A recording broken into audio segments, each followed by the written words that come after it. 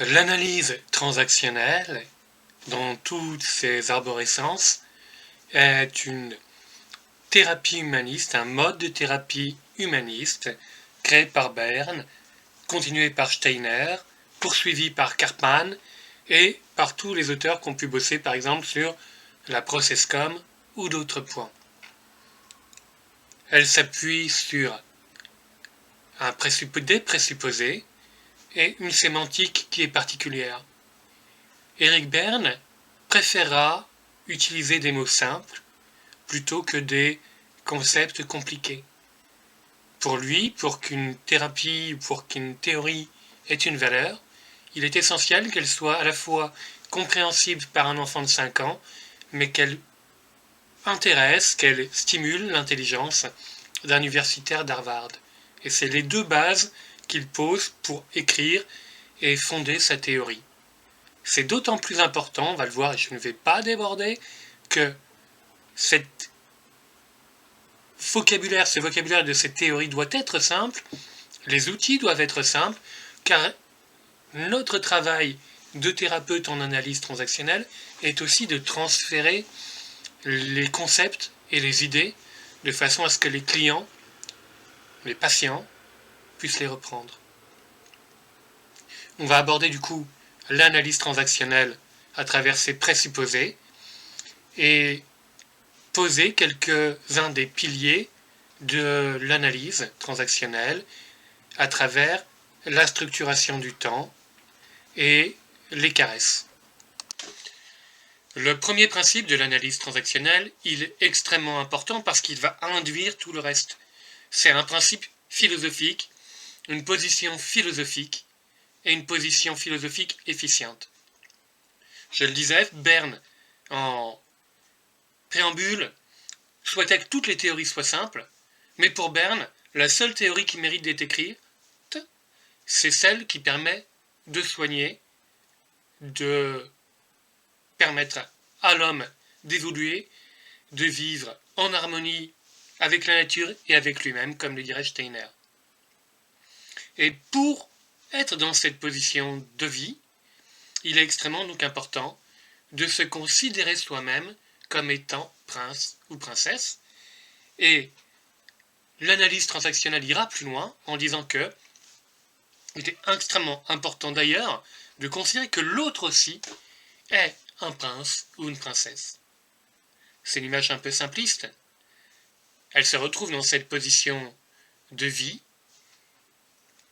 qui affirme « je suis ok, vous êtes ok ». J'ai du pouvoir sur ma vie et les capacités d'être quelqu'un de bien. D'ailleurs, je le suis, en grande partie. Et vous avez du contrôle sur votre vie. Vous avez les potentialités pour être ce que vous voulez. Et vous l'êtes, d'ailleurs, en partie. Et c'est cette position qui fonde, pour Berne, la vie saine en collectivité, mais aussi la position du thérapeute avec son patient. Pour Berne, tout patient, tout client est quelqu'un qui est ok. Être ok est quelque chose d'intrinsèque, finalement, d'inhérent à la vie humaine. Il ne peut pas exister de vie humaine qui ne soit pas ok.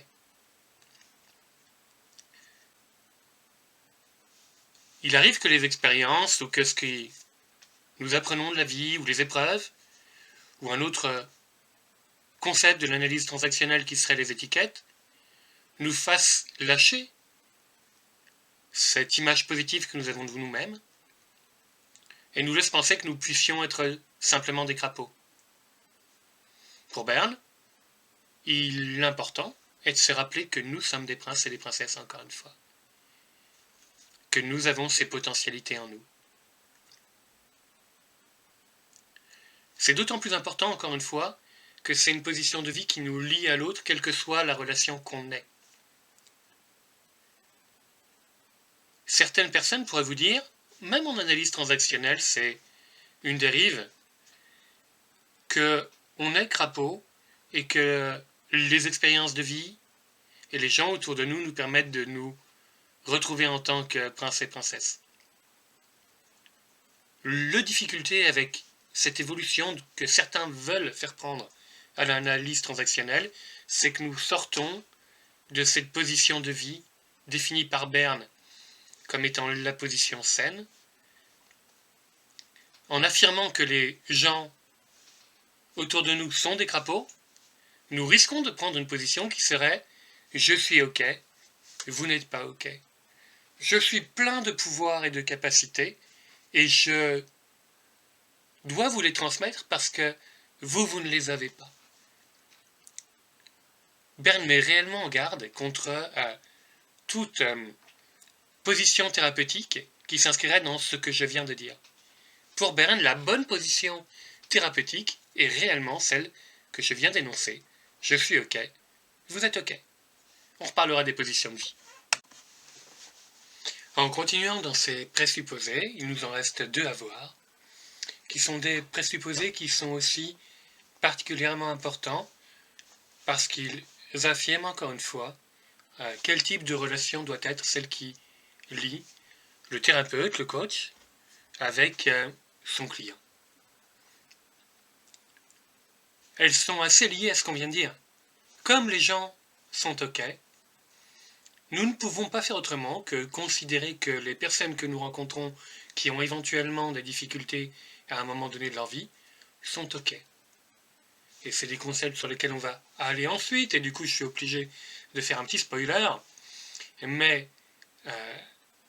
pour Berne, l'homme est composé d'états du moi, vous avez sans doute déjà entendu parler de ces termes, et ces états du moi sont parents, adultes, enfants. On reviendra sur ces trois états du moi rapidement, mais quand on dit que tout être est pleinement intelligent, on sous-entend en analyse transactionnelle qu'il n'existe pas de personnes qui puissent utiliser leur partie adulte, leur état du moi adulte, pour comprendre ce qui se passe autour d'eux. Et le corollaire de ce principe est que notre travail est de stimuler cette partie adulte que nous allons rencontrer chez notre client patient et que nous allons pouvoir travailler avec eux en leur expliquant nos concepts, notre vision, en transmettant des outils et en leur proposant eux-mêmes de l'utiliser. L'analyse transactionnelle est donc une thérapie dans laquelle il y a bien évidemment quelqu'un qui en sait un peu plus que l'autre au niveau de la théorie, mais qui va travailler à transmettre les outils au client de façon à ce qu'il puisse lui-même analyser sa situation. Le dernier principe initial avec lequel on est obligé de travailler est aussi un principe qui est relativement révolutionnaire, puisque pour Berne, il n'existe pas de maladie incurable. On pourrait le voir en se disant tout simplement que chaque maladie, quand elle apparaît comme incurable. On aurait pu décider que le cancer est une maladie incurable. On aurait pu décider que le Covid est une maladie incurable. À chaque fois que nous sommes face à une nouvelle maladie, nous sommes à la recherche de méthodes et de traitements, et parfois nous y arrivons. Pour Berne, toute maladie, on pourrait discuter de ce terme, son analyse transactionnelle, il ne serait pas très bien admis, puisque justement l'idée est de se dégager du modèle médical. Mais que pour autant tout trouble, toute difficulté peut être résolue de façon définitive. Berne disait que, encore une fois, que les seuls livres qui méritaient d'être écrits étaient comment guérir les clients, patients, comme vous voulez les appeler. Steiner a suivi des alcooliques, entre guillemets encore, parce qu'on est encore sur des nominalisations, et dans son suivi, avec son travail de groupe, il en est arrivé à la conclusion que l'alcoolisme n'était pas une maladie incurable. Pourquoi ? Parce qu'il a eu des alcooliques guéris, et quand on parle d'un alcoolique guéri, c'est un alcoolique qui peut boire de l'alcool en soirée sans retomber dans un comportement alcoolique. Et ça aussi, c'est très important. Berne disait, le travail d'un thérapeute lorsqu'il rencontre un client est de s'attacher à trouver une méthode lui permettant de dépasser ses problèmes ou de guérir. Et s'il n'y arrive pas à la première séance, il doit s'attacher à trouver la manière d'y arriver à la deuxième, ou à la troisième, ou à la quatrième, jusqu'à parvenir à un résultat. Mais l'échec n'est pas une option. L'échec n'est pas une option, ou en tout cas, si nous n'arrivons pas à permettre à un client, à un patient de progresser, ce n'est pas que sa situation est incurable, c'est que nous ne disposons actuellement pas des outils et des bagages nous permettant de guérir. Et on retrouvera ça en PNL, puisqu'il y aura des modes d'accompagnement de schizophrènes et de maladies réputées incurables qui permettront d'obtenir des résultats sans médicaments tout à fait intéressants. Donc voilà, on a vu là les 3 principes sur lesquels s'appuie et naît l'analyse transactionnelle. On va pouvoir avancer un petit peu dans la diapositive suivante. On va donc commencer à parler de ces positions de vie. Vous avez le petit tableau auquel vous pouvez vous référer en bas. On retrouve en haut à droite la position de vie saine à privilégier selon l'analyse transactionnelle, qui est donc cette position dans laquelle je me reconnais comme étant quelqu'un plein de valeurs, de capacités et de pouvoir sur ma vie, et où je reconnais que les autres sont eux-mêmes dans cette même position. Plein de capacités, de pouvoir sur leur vie, d'intelligence, ou alors que je suis quelqu'un de bien qui évolue dans un monde qui est un monde positif. C'est une position que certains qualifieraient d'optimiste. Elle n'est pas forcément, il ne faut pas le voir comme quelque chose dans lequel on se leurre, mais dans une position qui permet une évolution de la société et des relations qui est positive. En adoptant ce point de vue, en adoptant ce qui pourrait être aussi un présupposé, je suis un prince, vous êtes un prince, je suis une princesse, vous êtes une princesse, je permets une évolution positive de notre relation et du monde. On y verra avec les autres, mais c'est évident qu'il est plus facile pour notre morale, pour notre bonheur, d'accepter que nous sommes quelqu'un de bien et que le monde dans lequel nous évoluons l'est ou peut l'être. Juste à côté, en partant vers la gauche, vous avez la seconde position dans laquelle l'individu se considère comme étant quelqu'un d'ok. Donc il va avoir cette même posture, je suis quelqu'un de bien, quelqu'un qui a du pouvoir, éventuellement j'apprécie ce pouvoir,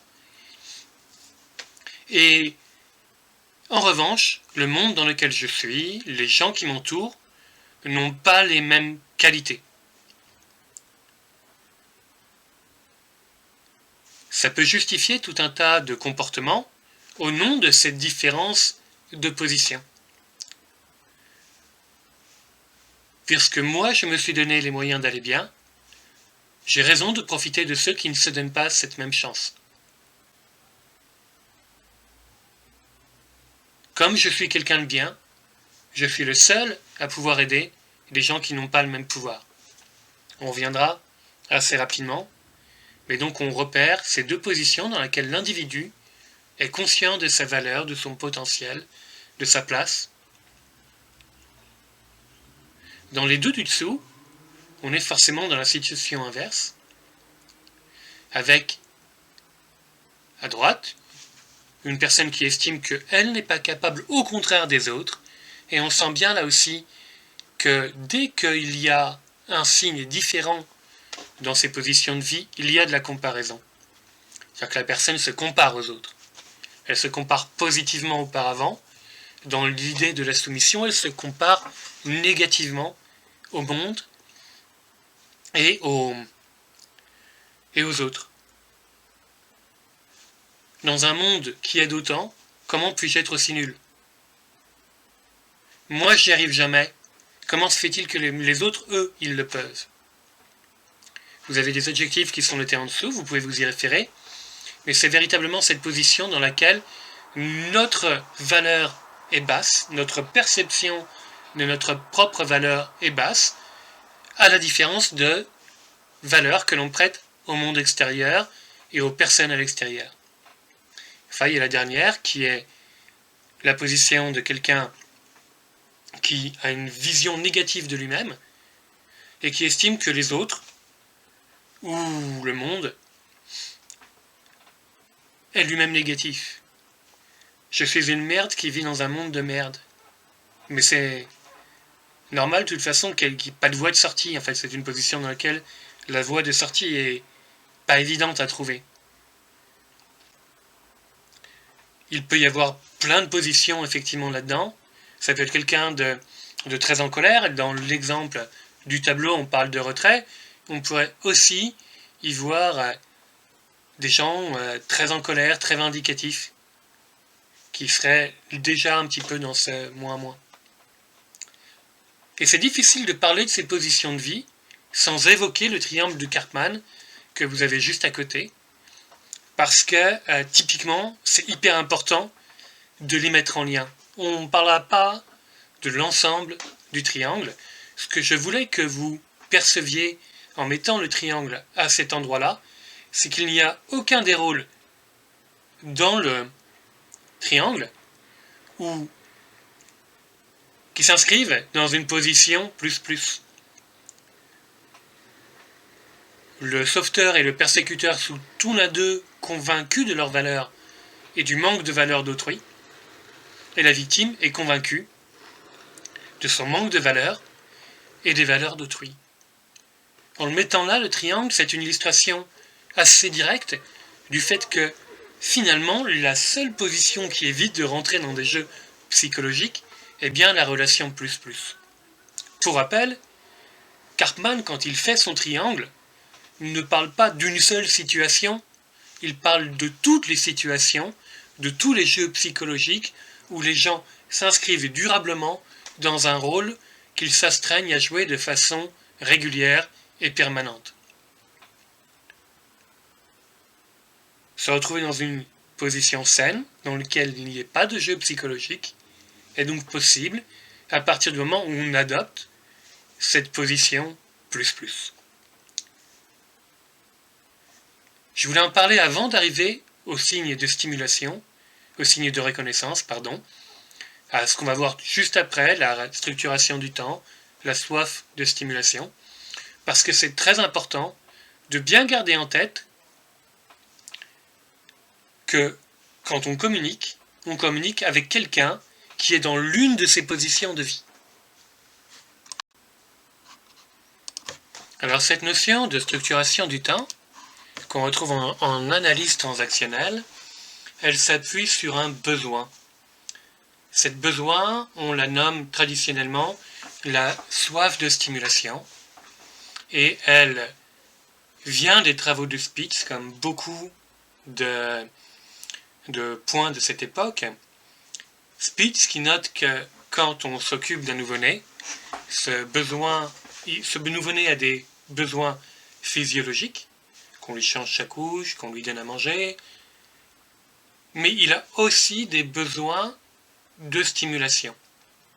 Par stimulation, ce qu'on entend et ce qu'on comprend, c'est tout ce qui va être de l'ordre du contact physique, de l'échange, de tendresse par le contact, d'une part, mais aussi le simple fait de se parler, puisque le fait de se parler est une forme de reconnaissance de l'existence des autres.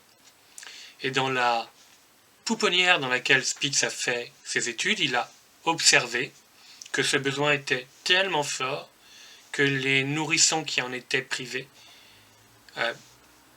développaient des comportements anormaux, des retards du développement, des troubles autistiques, parfois, mais que ça pouvait aussi aller jusqu'à la mort. Ce qui laisse apporter à l'analyse transactionnelle, ce qui ramène dans l'analyse transactionnelle, cette idée que tout homme a besoin, pour éviter de se flétrir, de recevoir des signes de reconnaissance positifs très régulièrement. Cette soif de stimulation, elle est la raison de cette structuration du temps qui est aussi importante pour nous analystes transactionnels. On va revenir sur les étapes de cette structuration des temps, mais vous l'avez tout en bas avec les différents types de structuration du temps possible, qui vont des rituels. Le livre de Berne est très clair. Que dites-vous après avoir dit bonjour? Dans ces échanges quotidiens qui vous lient très brièvement ou de façon très formalisée avec des personnes, ce qui les motive, ce sont les échanges de signes de reconnaissance. Avec un voisin que je connais très peu, nous aurons des rituels très courts. Bonjour, bonjour. Un peu au plus haut, bonjour, comment allez-vous? Très bien, et vous? Puis encore un peu plus haut, etc. Les rituels, ce sont des choses très formalisées qui donnent très peu d'exposition de soi-même, mais qui nous permettent d'échanger des signes de reconnaissance simples, d'échanger des caresses ou des chauds doudous, de façon simple, quotidienne. Quand nous sortons de ces rituels et que nous nous connaissons un peu plus, il est possible de évoluer vers des passe-temps. Les passe-temps, c'est tout ce qui va nous permettre d'échanger un peu au-delà, dans des temps qui sont des temps d'échange et de présence beaucoup plus importants.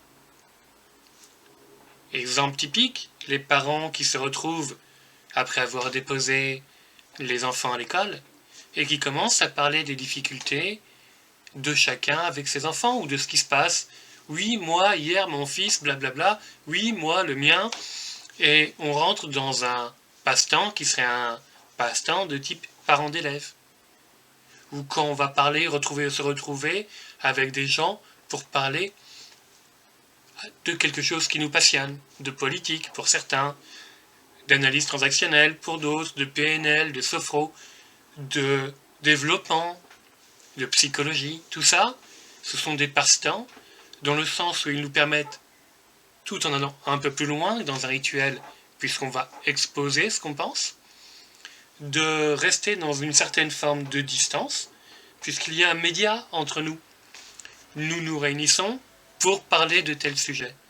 Nous nous réunissons et nous nous exposons qu'à travers les positions que nous prenons sur un sujet prédéterminé. Encore une fois, il est probable qu'on y revienne, donc je ne vais pas aller plus loin.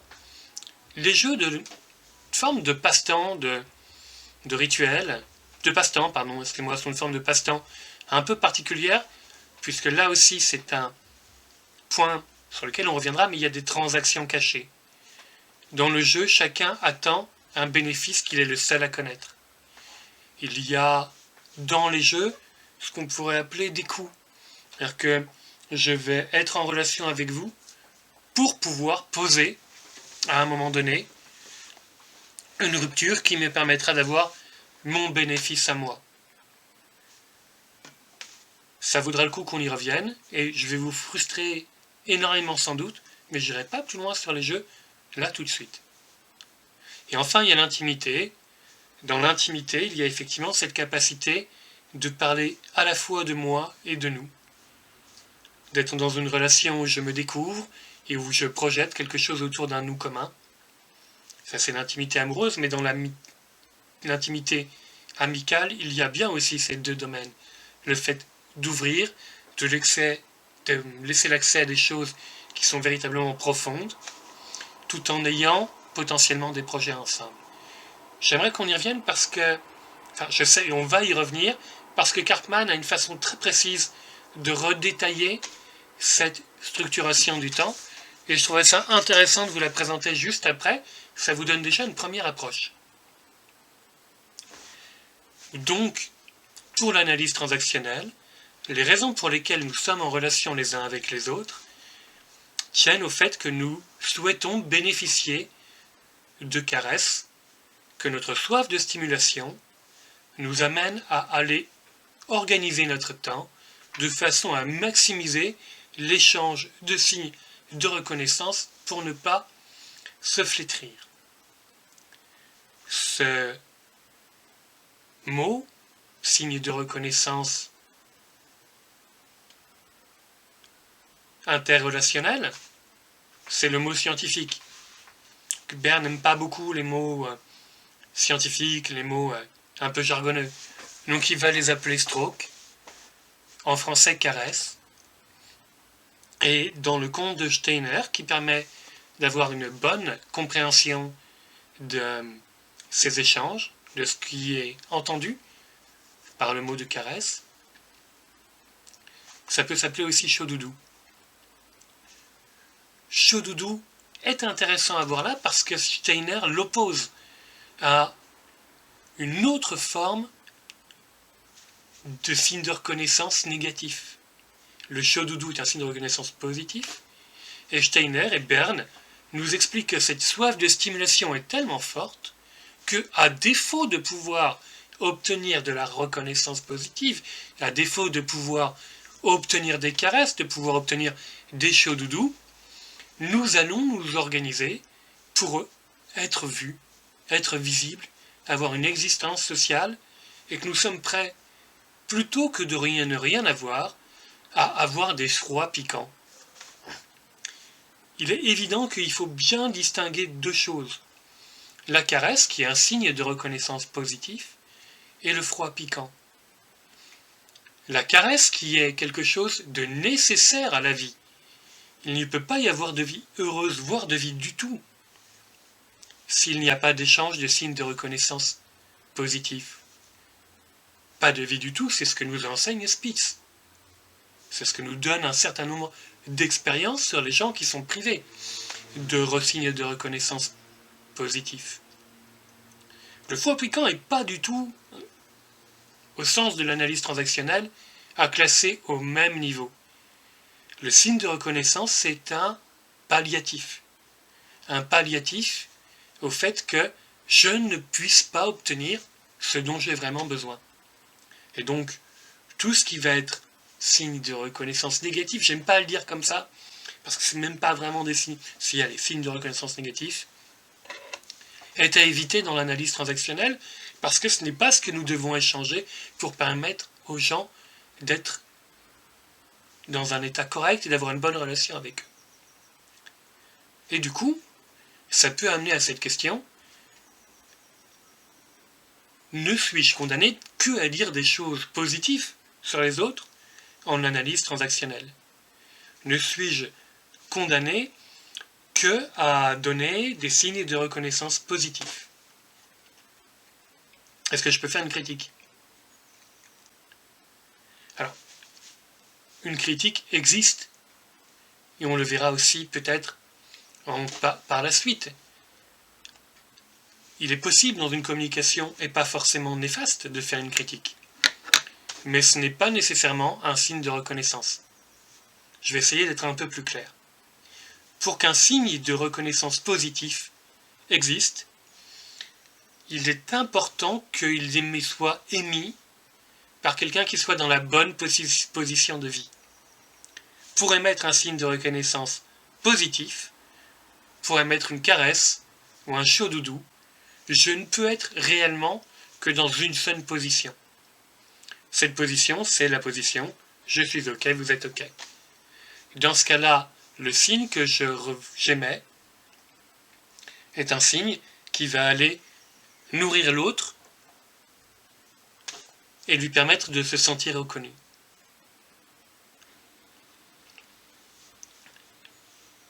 Je prends un exemple de la façon aussi dont un signe de reconnaissance positif, ou de toute façon, tout signe est un message.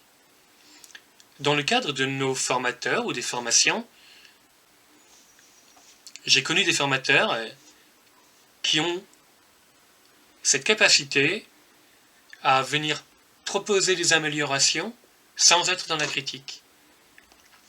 Quand je dis, ou quand on me dit, ton travail est tout à fait excellent, et il est possible que tu puisses peut-être aussi ajouter tel ou tel élément. Et je pense que tu es capable de prendre plus de temps entre deux parties que tu es en train de développer pour les approfondir davantage. Je suis dans une forme de critique. Mais le message de cette critique est un signe de reconnaissance plus positif, puisque à l'intérieur de ce message, ce que je dis, c'est ton travail, je te reconnais que ton travail est de qualité, et je reconnais ta capacité à aller encore plus loin. Dès lors, nous sommes bien dans un signe de reconnaissance positif. Un froid piquant dans ce cadre-là serait une simple critique qui serait de l'ordre de dire « Non, c'est pas comme ça qu'on fait, fais donc autrement. » Je vais t'expliquer comment faire. Et on voit bien que dans les deux positions, dans les deux propositions que je vous fais, les positions de vie sont différentes.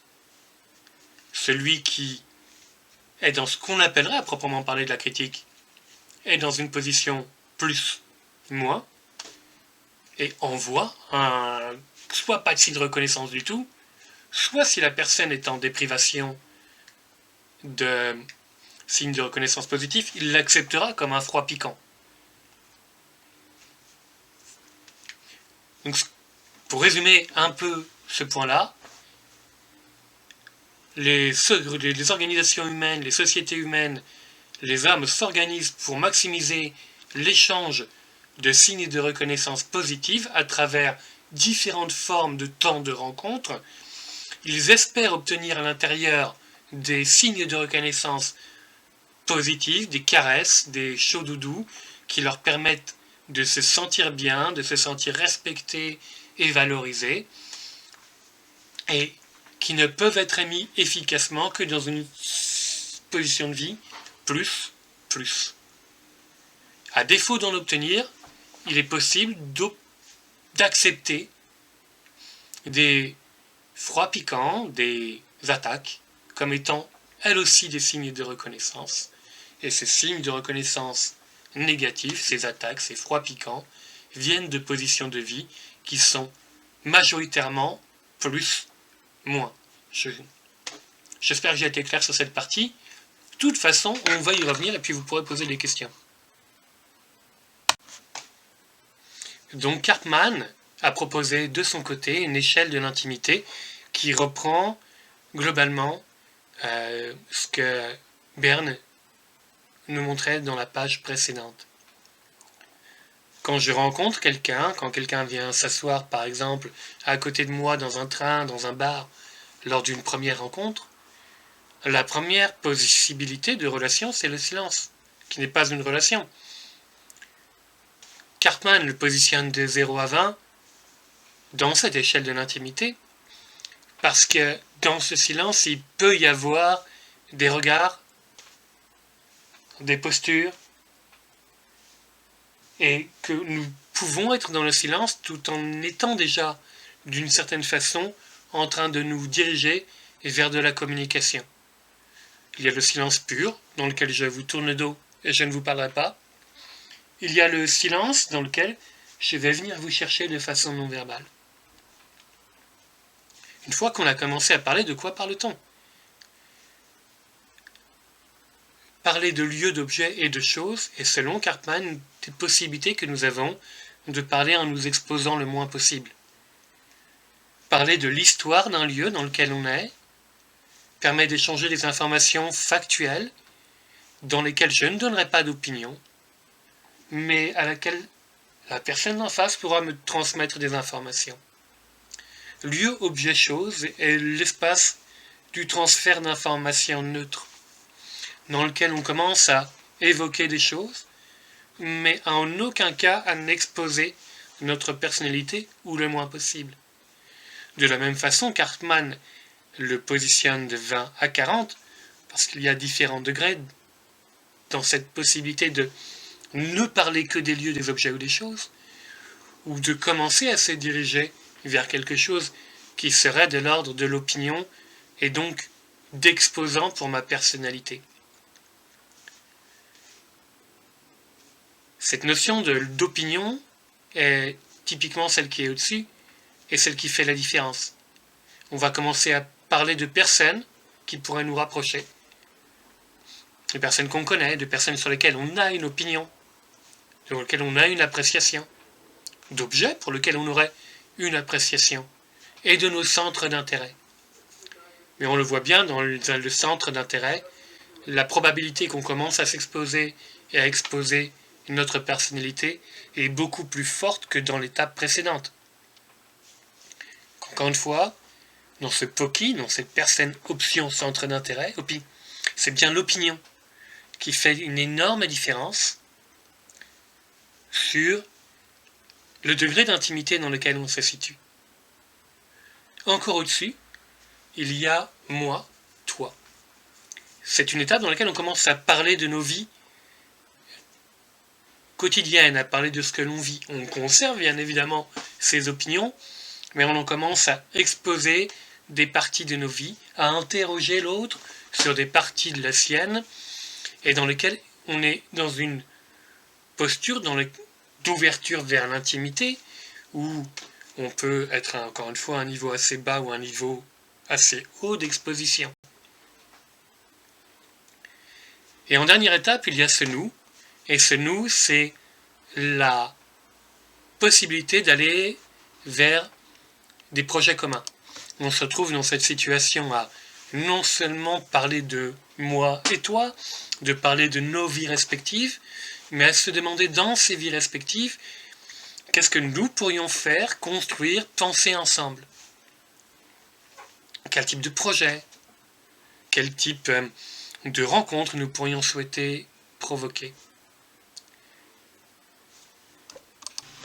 Ce qui est intéressant, c'est de voir qu'on peut mettre en parallèle les notions qu'on a vues avant, du silence jusqu'aux premières étapes du log, on est plutôt dans des rituels, on passe peu à peu au passe-temps, éventuellement à des jeux, en se dirigeant sans doute plus haut dans l'intimité. Les jeux demandent une certaine forme d'intimité, une certaine forme de connaissance de l'autre. Et puis dans le moi-toi, il pourrait encore y avoir du jeu, je pourrais le rajouter. Je ne l'ai pas fait au moment où je vous parle, je vais le faire immédiatement. Dans cette direction en tout cas vers l'intimité qui va du moi-toi au nous, il pourrait aussi y avoir du jeu ou de l'intimité.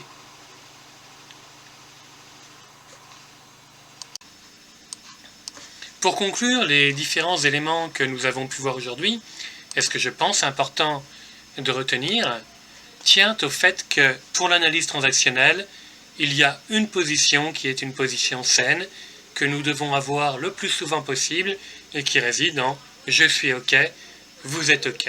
C'est une position que nous avons connue quand nous étions enfants et que nous sommes capables de retrouver et que toute personne est capable de retrouver. Nous sommes toujours dans des positions de vie. Ces positions de vie peuvent être différentes. C'est important d'avoir une compréhension de la position de vie à partir de laquelle nous agissons et parlons à un moment donné, et de comprendre les positions de vie des autres de façon à avoir une meilleure connaissance des échanges qui peuvent se produire et de ce qui pourrait se passer à l'intérieur. Ces positions de vie sont extrêmement importantes pour comprendre plus tard, quand on le fera, les jeux psychologiques, puisque, à l'exception de la relation « je suis OK, tu es OK », toutes les autres possibilités de position de vie peuvent donner lieu à l'existence de jeux sur lesquels on viendra. Ce sera un des points sur lesquels on travaillera ensuite. Pour l'analyse transactionnelle, notre temps est organisé de façon à avoir des signes de reconnaissance positifs, des signes de reconnaissance qui viennent d'une position « je suis OK, tu es OK ». Et ces signes sont ce qu'on appelle des caresses ou des strokes. Il existe un anti-stroke, une anti-caresse, qu'on appelle aussi un froid doudou. Ce n'est qu'un palliatif, elle n'a de raison, elle n'est réceptionnée de façon intéressante que dans un cas unique, qui est celui de la personne qui n'aurait pas de signe de reconnaissance positive, qui en manquerait, mais elle est toujours quelque chose de regrettable et de triste, puisque ce dont la personne a besoin, c'est d'un chaud doudou, d'une caresse ou d'un stroke, jamais d'un froid piquant.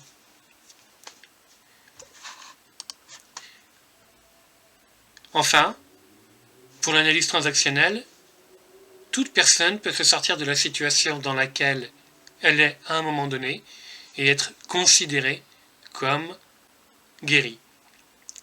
Il n'y a pas de situation qui soit inéluctablement bloquée, c'est au thérapeute, à l'accompagnant de chercher des solutions. Et Berne disait à ses étudiants, si vous n'avez pas réussi à... Le travail d'un thérapeute est de rencontrer son client et de tenter de résoudre sa difficulté lors du premier entretien.